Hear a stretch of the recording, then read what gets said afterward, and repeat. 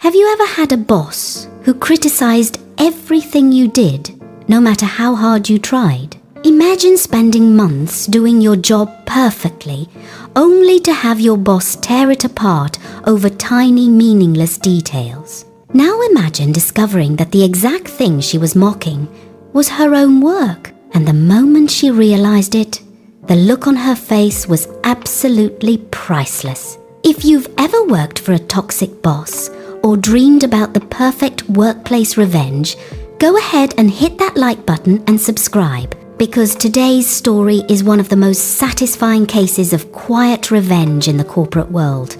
Let's get into it. This happened almost 20 years ago, when I landed what I thought was a great job. I had just been hired by State Street Bank in Boston. During the interview process, the position sounded amazing. They told me I would be working on a specialized financial operations team, a small group responsible for solving complex financial problems. The work supposedly had high visibility with senior executives. It sounded exciting, important, like a real career move. But within the first few weeks, I realized something. None of that was true, not even close. The team wasn't some elite problem-solving group. It was more like a corporate mushroom farm.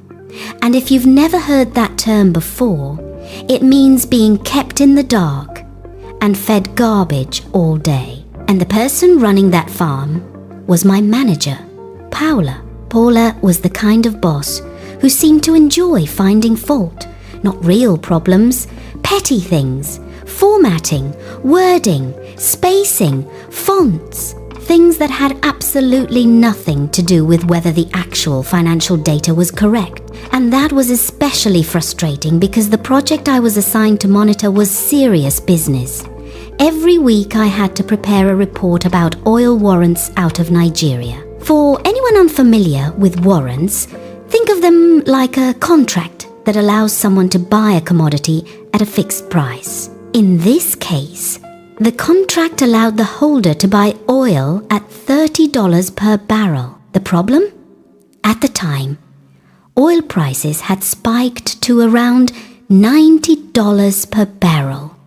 If whoever held that warrant decided to exercise it, the financial loss could be massive.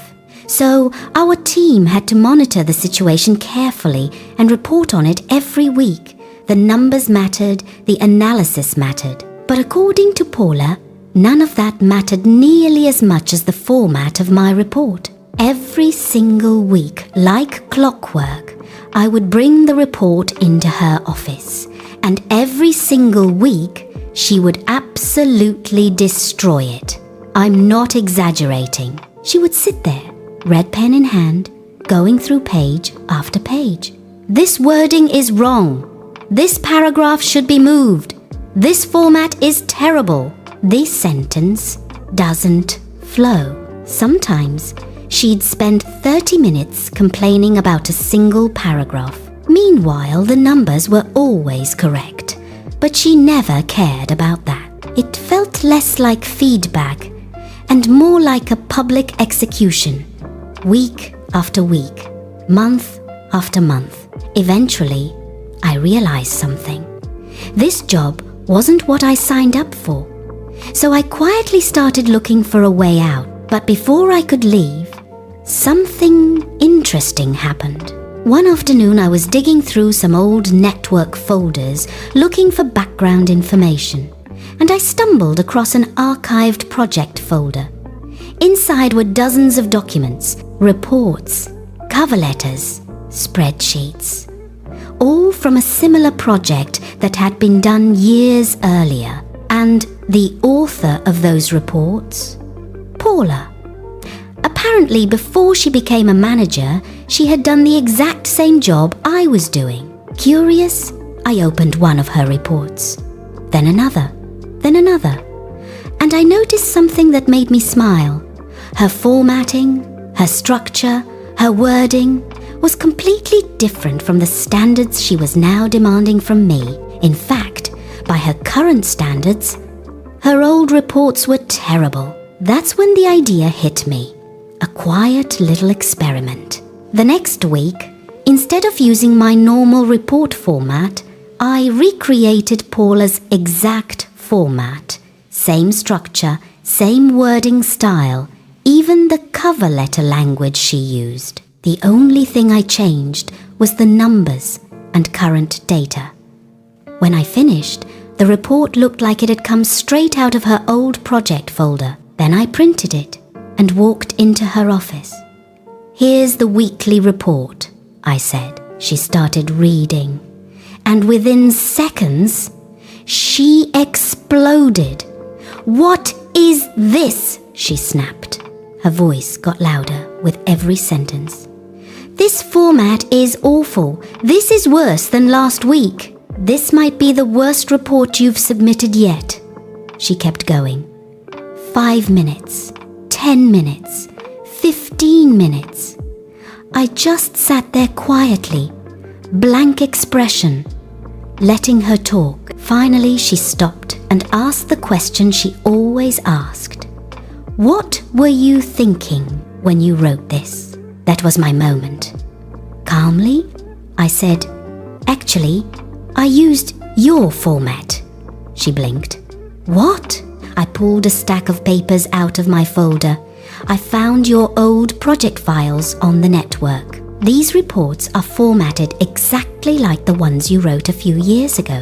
Then I slid the documents across the desk. Her reports, my report, side by side, same structure, same style, same language.